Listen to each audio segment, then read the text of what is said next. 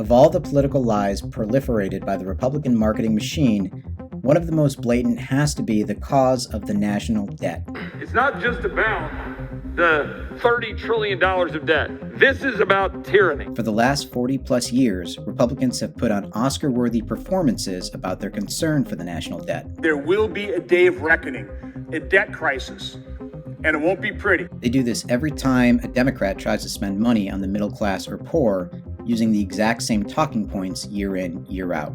There's enough fat in the federal government that if you rendered it, you could wash the world. We have to cut entitlements, cut welfare, cut Medicare, cut education, because these programs championed by the Democratic Party are driving up our national debt. Not to tackle entitlements, not just tackle it. You've got to really slash entitlements, and you're going to get grandma to have to give up her Medicare. This is false, and the GOP knows it. History proves it. Our massive national debt was not created by Democratic economic policy that stimulates the economy and increases productivity. Our national debt was created by Republican economic policy that hands out massive tax cuts to the wealthiest Americans and corporations in exchange for financial support in the coming election. Republicans say over and over again that tax cuts will stimulate the economy enough for the government to generate enough revenue to pay its bills. It never does. And the end result is always massive debt.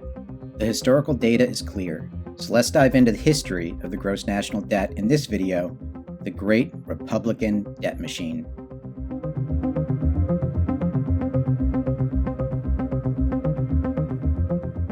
The most accepted method by economists for measuring a country's gross national debt is debt as a percentage of GDP.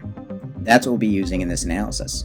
So, in 2020, the United States surpassed $30 trillion in gross national debt. But this is not the number that has some economists freaked out. The number that does have some economists worried is that we surpassed 128% debt as a percentage of GDP, or debt to GDP. This is alarming for two reasons. One, the United States government now owes 28% more than the value of all goods and service produced by the United States economy over the course of a year. And two, the debt to GDP ratio is now higher than it's ever been, even surpassing the debt to GDP ratio in the wake of World War II.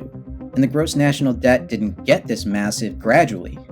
In fact, for the first 200 years, the United States government carried practically no debt, practicing one economic philosophy when it came to managing debt. This philosophy is called austerity. Austerity means approaching a country's debt the same way a responsible adult would approach his or her debt, that it's bad and should be avoided, except in emergencies, and then after the emergency is over, paid off as quickly as possible. It's also good to carry a small amount of debt to establish credit. And for roughly 200 years, that's what the United States government did. The gross national debt remained next to nothing, remaining under 10% of gross domestic product, unless the government had to finance a war such as the Civil War or World War I, and then gradually paying off that debt over the course of the next few years. During the Great Depression, the United States took on debt to fund FDR's New Deal economic policies, and that's where our story picks up. In 1929, the United States had just about finished paying off the debt it accrued during World War I, and debt as a percentage of GDP was down to 16%. Then, the world hit a global recession that drove the United States into a depression, and FDR's New Deal economic reforms were passed in response. This created government works programs and social safety net programs that not only aided in lifting the country out of the Great Depression, but more importantly created a U.S. economy where the middle class thrived, launching a period that saw the lowest income inequality in U.S. history that lasted for over 40 years. So, all good things, and all financed with debt. The national debt increased from 16% of GDP to 51% of GDP. But it worked, and by the end of the 30s, the Depression subsided, and the U.S. government just started paying off the debt it had accumulated during the Great Depression.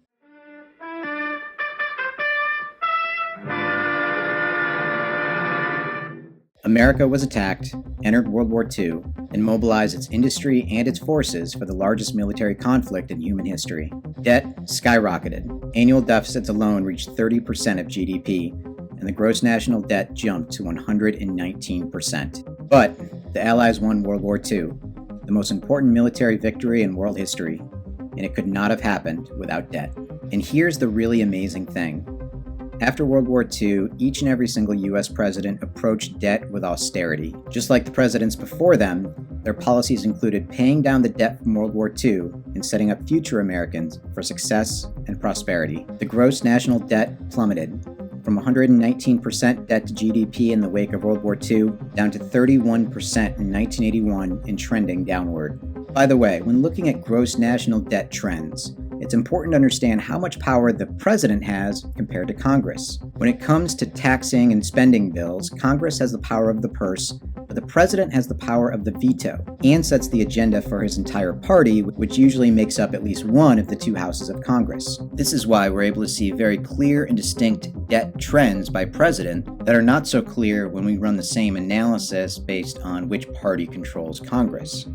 And so, whether it's Eisenhower in the Korean War, or LBJ passing Medicare, or the space race and going to the moon, all of these things were accomplished without taking on new debt and paying off the debt from World War II. The New Deal economic policies were in place, GDP rose, income inequality lessened, the middle class prospered, and all of these things were accomplished with incoming tax revenue. The economy experienced times of great growth and times of recession, but always emerged without having to resort to debt in exchange for short-term gains. It was the American way.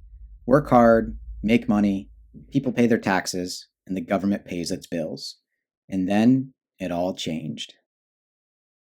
The term Reaganomics has been used to describe the economic ideology of the Reagan administration, but what it really means is debt. In the 1980s, Ronald Reagan deployed what would become the Republican economic scheme that the GOP would run on up to and including the present day, regardless of how deep in debt it sinks the country. Reagan had a simple pitch: low taxes, especially for the wealthiest Americans and corporations. But he loved to spend money on defense and couldn't balance a checkbook to save his life. He ran on the fairy tale that if taxes were low enough for wealthy individuals and corporations, it would stimulate the economy and generate enough tax revenue to cover his spending, and it never did. All that happened was the rich got richer and America fell deeper and deeper into debt. In the 8 years of Ronald Reagan and the 4 years of George H.W. Bush combined, the gross national debt more than doubled, from 31% of GDP to 64% of GDP, posting budget deficits each year for 16 straight years, the worst budget deficits since World War II. 200 years of fiscally responsible government reversed, and the era of the great Republican debt machine had begun. And it certainly is Republican debt. After 16 years of historic deficits, a Democrat came into office and cut the deficit year after year for 8 straight years. So much so that Bill Clinton finished his term with 4 straight years of budget surpluses. And in doing so, not only did he create prosperity for Americans, but he set up his Republican predecessor for success. And then, against all odds, George W. Bush and the Republicans went on to run a deficit for 8 straight years. You see, Ronald Reagan proved that Republican trickle-down economics, aka Reaganomics, was a terrible economic strategy, but a fantastic political strategy. You see, the wealthiest political donors care about low taxes possibly more than anything else. And even some middle class and poor voters like the idea of small government, even if they are currently surviving on the government. And so, from that point forward, the Republican Party ran on Reaganomics, which, as we've seen, only creates debt and income inequality. So George W. Bush and the Republicans cut taxes, kept spending, quickly reversed surpluses into deficits, piled on debt, and in the final year of George W. Bush's presidency, America enters the Great Recession. At this point, George Bush had no choice but to sign a $700 billion bank bailout bill and pile that debt on top of the debt he already accumulated when the economy was strong. George Bush and the Republican economic ideologies took the gross national debt to GDP ratio from 55% to 83% in his 8-year term, increasing the debt to GDP ratio by 50%. And with that parting gift, Bush handed off the worst U.S. economy since the Depression to the next president. Barack Obama now had the unenviable task of inheriting a downward spiraling economy and took steps to rescue it, including the Economic Recovery Act of 2009, another $800 billion government spending bill. Just like the New Deal under FDR, programs like these were financed with debt. But unlike Republicans, Barack Obama believed in austerity and fiscal responsibility. And so even with these costly economic rescue packages, Barack Obama managed to decrease the deficit 6 of his 8 years in office. And because of this austerity, the debt to GDP ratio increased by only 26% during Barack Obama's term, roughly one-half of the increase during his predecessor, George W. Bush. Barack Obama then handed off a booming U.S. economy and a healthy balance sheet with shrinking deficits ready to produce surpluses, thinking there was no way the Republican Party could screw this up. And then, as Republicans always do, Donald Trump immediately increased the annual deficit in his first year. Against all odds, the gross national deficit increased from 3.4% under Obama to 4.7% under Donald Trump. And then, COVID. Stimulus checks went out, GDP slowed, and the 2020 deficit rose to 15% of GDP, and the gross national debt jumped more than 25% in 1 year to 128% of GDP.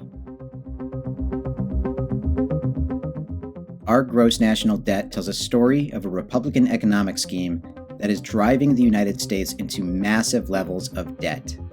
A scheme that Republicans continue to implement because it works so well for them politically as long as they don't tell the truth. It's just one piece of indisputable evidence that the Republican economic scheme does not work for America.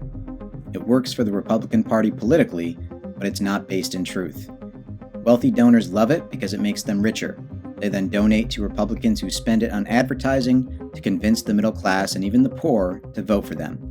It's a fantastic political strategy that cynically plays off the uninformed and misinformed American electorate, while at the same time it bankrupts America.